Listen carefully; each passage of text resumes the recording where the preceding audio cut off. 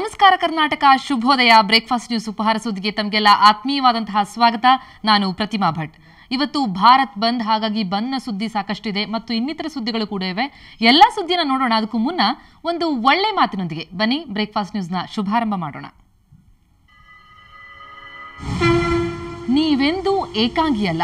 ಪ್ರತಿಕ್ಷಣವೂ ಒಬ್ಬರಲ್ಲ ಒಬ್ರು ನಿಮ್ಮನ್ನ ನೆನಪಿಸಿಕೊಳ್ತಾ ಇರ್ತಾರೆ. ಅವರು ನಿಮ್ಮ ತಂದೆ, ತಾಯಿ, ಬಂಧು ಬಳಗ, ಸ್ನೇಹಿತರಾಗಬಹುದು. ಇವರೆಲ್ಲರನ್ನ ನೆನಪಿಸ್ಕೊಂಡ್ರೆ ನೀವು ಹೇಗೆ ಏಕಾಂಗಿ?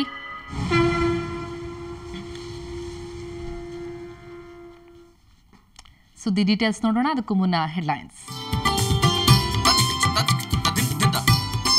ಪೆಟ್ರೋಲ್ ಬೆಲೆ ಏರಿಕೆ ವಿರುದ್ಧ ಸಮರ, ಬಸ್ಗಳಿಗೆ ಬೆಂಕಿ ಹಚ್ಚಿ ದುಷ್ಕರ್ಮಿಗಳ ಅಬ್ಬರ. ರಾಜ್ಯದ ಹಲವೆಡೆ ಬಸ್ ಸಂಚಾರ ಸ್ಥಗಿತ.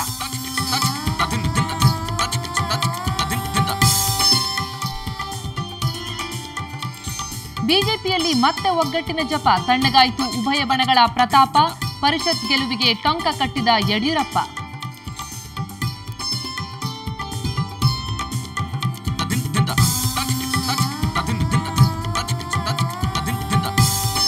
ಬಿಎಸ್ವೈ ಮೊಮ್ಮಗಳ ಮದುವೆ ಸಂಭ್ರಮ, ಬಿಜೆಪಿ ಘಟಾನುಘಟಿ ನಾಯಕರ ಸಮಾಗಮ. ಅರಮನೆ ಮೈದಾನದಲ್ಲಿ ಚಂದ್ರಕಾಂತ್ ಜೊತೆ ಅಪೂರ್ವ ಸಂಗಮ.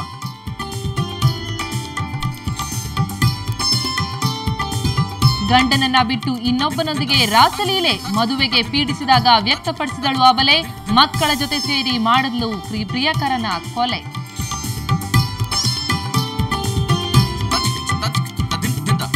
ಗಟ್ಟಿ ಹೃದಯದ ದಿಟ್ಟ ಅಧಿಕಾರಿ, ಅಂಜದೆ ಅಳುಕದೆ ಮುನ್ನುಗ್ಗೋ ಹಠಮಾರಿ. ವೃತ್ತಿ ಬದುಕಿಗೆ ಗುಡ್ ಬೈ ಹೇಳಲಿದ್ದಾರೆ ಶಂಕರ್ ಬಿದರಿ.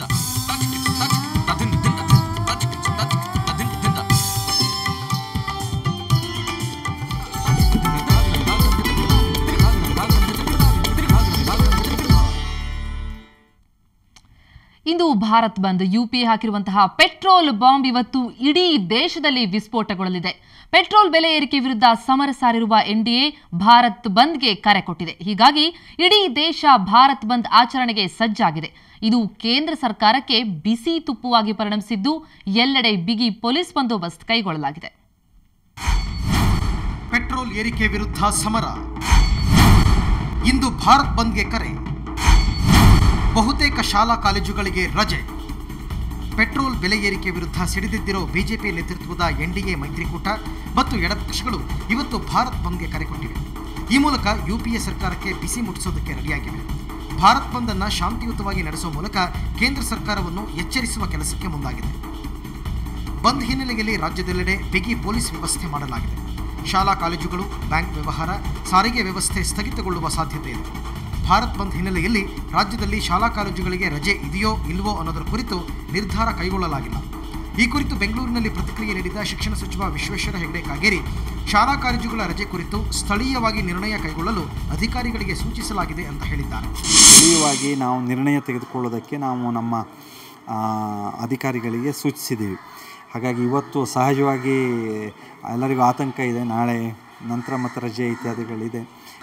ನಮ್ಮ ಅಧಿಕಾರಿಗಳು ನಾವು ನಿರಂತರವಾಗಿ ಈ ರೀತಿ ಶಾಲೆ ಭೇಟಿಯನ್ನು ಮುಂದುವರಿಸ್ತೇವೆ. ಆದರೆ ಈಗಾಗಲೇ ಹಲವು ಜಿಲ್ಲೆಗಳಲ್ಲಿ ಶಾಲಾ ಕಾಲೇಜುಗಳಿಗೆ ರಜೆ ಘೋಷಿಸಲಾಗಿದೆ. ಇನ್ನು ಕೆಲವು ಜಿಲ್ಲೆಗಳಲ್ಲಿ ಶಾಲಾ ಕಾಲೇಜುಗಳಿಗೆ ರಜೆ ಘೋಷಿಸಿಲ್ಲ.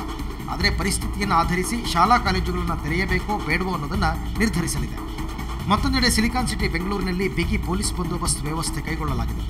ಎಲ್ಲೆಡೆ ಖಾಕಿ ಸರ್ಪಗಾವಲು ಹಾಕಲು ನಿರ್ಧರಿಸಲಾಗಿದೆ. ಒಟ್ಟಿನಲ್ಲಿ ಎನ್ಡಿಎ ಕರೆ ಕೊಟ್ಟಿರುವ ಭಾರತ್ ಬಂದ್ಗೆ ಜನರು ಯಾವ ರೀತಿ ಪ್ರತಿಕ್ರಿಯಿಸುತ್ತಾರೋ ಗೊತ್ತಿಲ್ಲ. ಆದರೆ ಯಾವುದೇ ಅಹಿತಕರ ಘಟನೆ ನಡೆಯದಂತೆ ತಡೆಯಲು ಕ್ರಮ ಕೈಗೊಳ್ಳಲಾಗಿದೆ. ಬ್ಯೂರೋ ರಿಪೋರ್ಟ್, ಸುವರ್ಣ ನ್ಯೂಸ್ 24/7.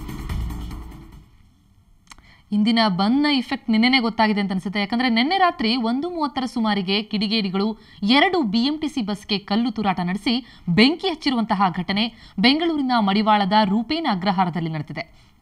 ಸುಮಾರು 1:30 ಸುಮಾರಿಗೆ ದುಷ್ಕರ್ಮಿಗಳು ನಿಂತಿದ್ದ 2 ಬಿಎಂಟಿಸಿ ಬಸ್ಗೆ ಬೆಂಕಿ ಹಚ್ಚಿದ್ದಲ್ಲದೆ ಬಸ್ನ ಕಂಡಕ್ಟರ್ ಹಾಗೂ ಡ್ರೈವರ್ನ ಕೂಡ ಥಳಿಸಿದ್ದಾರೆ. ಇದು ಬಂದ್ ಹಿನ್ನೆಲೆಯಲ್ಲಿ ನಡೆದಿರುವಂತಹ ಕಿಡಿಗೇಡಿಗಳು ಮಾಡಿರುವಂತಹ ಕೃತ್ಯ ಇರಬಹುದು ಅಂತ ಶಂಕಿಸಲಾಗಿದೆ. ಸ್ಥಳಕ್ಕೆ ಆಗಮಿಸಿದ ಡಿಸಿಪಿ ಹರ್ಷ ಶೀಘ್ರ ತನಿಖೆ ನಡೆಸಿ ದುಷ್ಕರ್ಮಿಗಳನ್ನು ಬಂಧಿಸೋದಾಗಿ ಹೇಳಿದ್ದಾರೆ.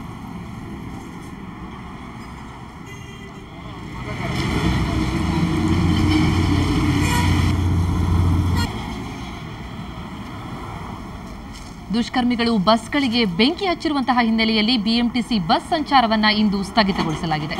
ಸಂಜೆ 6 ಗಂಟೆಯವರೆಗೂ ಬಸ್ ಸಂಚಾರವನ್ನ ಸ್ಥಗಿತಗೊಳಿಸಲಾಗಿದೆ ಅಂತ ಬಿಎಂಟಿಸಿ ಮೂಲಗಳು ತಿಳಿಸಿವೆ.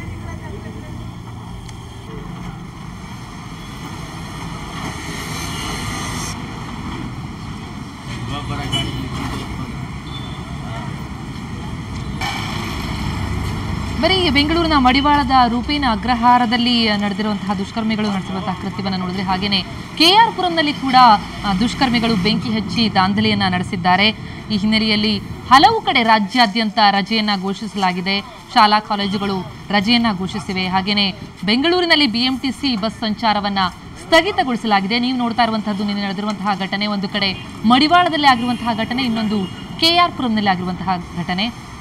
ಇದು ಭಾರತ್ ಬಂದ್ ಹಿನ್ನೆಲೆಯಲ್ಲಿ ಕಿಡಿಗೇಡಿಗಳು ಈ ರೀತಿಯ ಕೃತ್ಯವನ್ನ ಎಸಗಿದ್ದಾರಾ ಅಂತ ಶಂಕಿಸಲಾಗ್ತಾ ಇದೆ. ಒಟ್ಟಿನಲ್ಲಿ ನಿನ್ನೆ ನಡೆದಿರುವಂತಹ ಈ ದಾಂಧಲೆ ಇವತ್ತು ನಡೆಯಬಾರದು ಅನ್ನೋದೇ ಎಲ್ಲರ ಆಶಯ. ಹಾಗಾಗಿ ಎಲ್ಲ ಕಡೆನೂ ಬಂದೋಬಸ್ತನ್ನ ಸರಿಯಾಗಿ ತೆಗೆದುಕೊಳ್ಳಲಾಗಿದೆ. ಸುಮಾರು 1:30 ಸುಮಾರಿಗೆ ನಿನ್ನೆ ಮಡಿವಾಳದಲ್ಲಿ ನಡೆದಿರುವಂತಹ ಘಟನೆ ಇದು.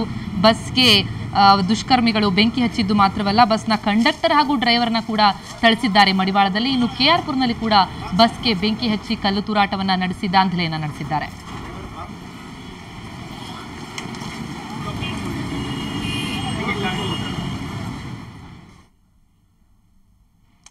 ಬಿಜೆಪಿಯಲ್ಲಿ ಮತ್ತೆ ಒಗ್ಗಟ್ಟಿನ ಜಪ ಶುರುವಾಗಿದೆ. ಇಲ್ಲಿವರೆಗೂ ನಾನೊಂದು ತೀರಾ ನೀನೊಂದು ತೀರಾ ಅಂತಿದ್ದವರು ಈಗ ಏನಿಲ್ಲ ನಮ್ಮ ನಿಮ್ಮ ನಡುವೆ ಏನಿಲ್ಲ ಅನ್ನೋಕೆ ಶುರು ಮಾಡಿದ್ದಾರೆ.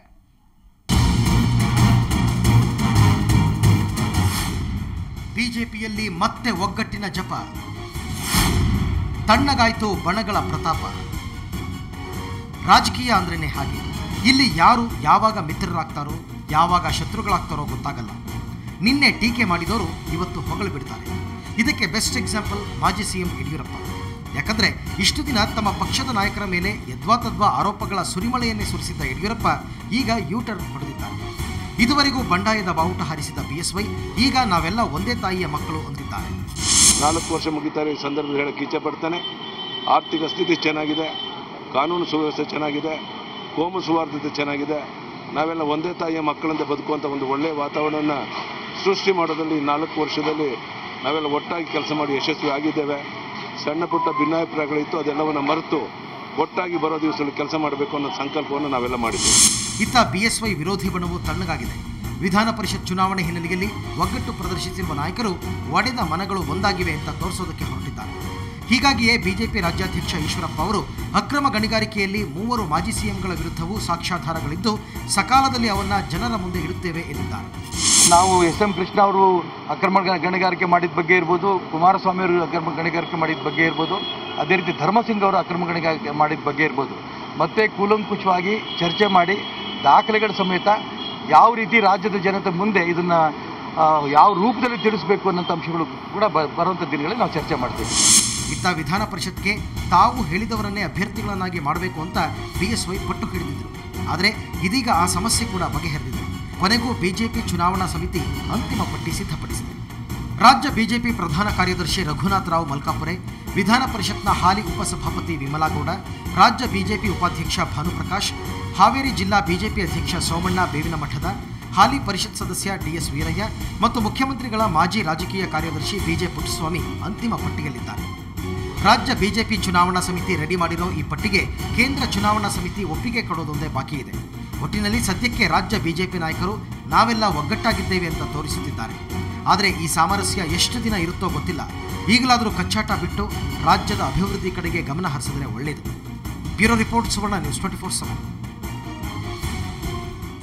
ಇನ್ನು ಬಿಜೆಪಿಯ ಒಗ್ಗಟ್ಟಿನ ಜಪದ ಮುಂದುವರಿದ ಭಾಗ ಅನ್ನುವಂತೆ ಬಿಎಸ್ವೈ ಮೊಮ್ಮಗಳ ಆರತಕ್ಷತೆ ಸಮಾರಂಭ ನಿನ್ನೆ ನಡೆಯಿತು. ಅಲ್ಲಿ ಕೂಡ ಬಿಜೆಪಿಯಲ್ಲಿ ಏನೂ ಇಲ್ಲ ಅನ್ನೋದನ್ನ ಅದು ತೋರ್ಪಡಿಸುವಂತಿತ್ತು. ಯಾಕಂದ್ರೆ ಅಲ್ಲಿಗೆ ಬಿಜೆಪಿ ವರಿಷ್ಠರು, ಸಿಎಂ ಸದಾನಂದಗೌಡ, ಈಶ್ವರಪ್ಪ, ಹೀಗೆ ಯಡಿಯೂರಪ್ಪನವರು ಬೇಕಂತಲೇ ದೂರ ಇಟ್ಟಿದ್ದವರೆಲ್ಲರೂ ಬಂದಿದ್ರು. ಹಾಗಿದ್ರೆ ಮದುವೆ ಹಾಕಿದ ಬಂಧ ಏನು? ಬನ್ನಿ ನೋಡೋಣ.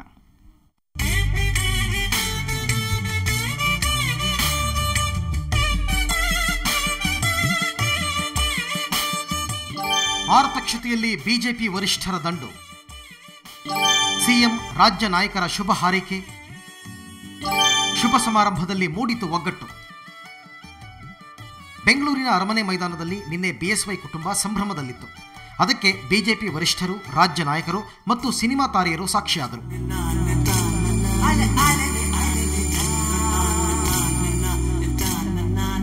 ಹೌದು, ನಿನ್ನೆ ಮಾಜಿ ಸಿಎಂ ಬಿಎಸ್ವೈ ಮೊಮ್ಮಗಳು ಅಪೂರ್ವ ಮತ್ತು ಚಂದ್ರಕಾಂತರ ಆರತಕ್ಷತೆ ಅದ್ದೂರಿಯಿಂದ ನಡೆಯಿತು.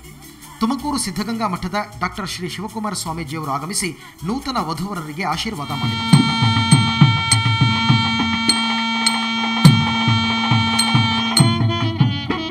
ಇನ್ನೊಂದೆಡೆ ಈ ಶುಭ ಸಮಾರಂಭಕ್ಕೆ ಬಿಜೆಪಿಯ ಕೇಂದ್ರ ನಾಯಕರ ದಂಡೆ ಆಗಮಿಸಿತ್ತು.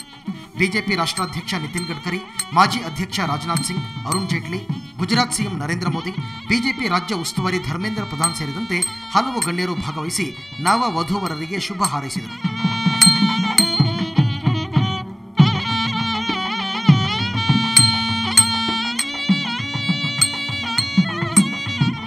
ಇನ್ನೊಂದೆಡೆ ಕೆಲವು ತಿಂಗಳುಗಳಿಂದ ಬಿಎಸ್ವೈ ಜೊತೆ ನಾನೊಂದು ತೀರ ನೀನೊಂದು ತೀರ ಅಂತಿದ್ದ ಸಿಎಂ ಡಿವಿ ಸದಾನಂದಗೌಡ, ಬಿಜೆಪಿ ರಾಜ್ಯಾಧ್ಯಕ್ಷ ಈಶ್ವರಪ್ಪ ಕೂಡ ಆರತಕ್ಷತೆಯಲ್ಲಿ ಭಾಗವಹಿಸಿದ್ದು ವಿಶೇಷವಾಗಿತ್ತು.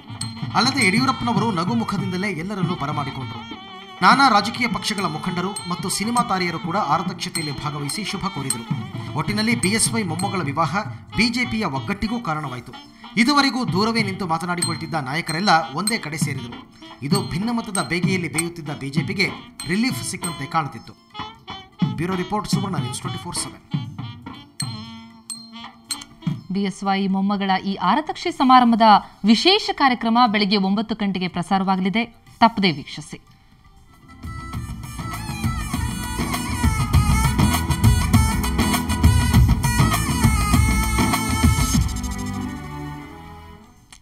ಇನ್ನು ಸಾಕಷ್ಟು ಇಂಟ್ರೆಸ್ಟಿಂಗ್ ಸುದ್ದಿಗಳು ಬಾಕಿ ಇವೆ ಬ್ರೇಕ್ಫಾಸ್ಟ್ ನ್ಯೂಸ್ನಲ್ಲಿ ನೋಡೋಣ. ಆದರೆ ಸುದ್ದಿ ಸಾಕಷ್ಟಾಯಿತು, ಹಾಗಾಗಿ SV ಪದ್ಮನಾಭ ಅವರ ಪಂಚಿಂಗ್ ಕಾರ್ಟೂನ್ ನೋಡ್ತಾ ಒಂದು ಪುಟ್ಟ ಬ್ರೇಕ್ ತಗೊಳ್ಳಿ.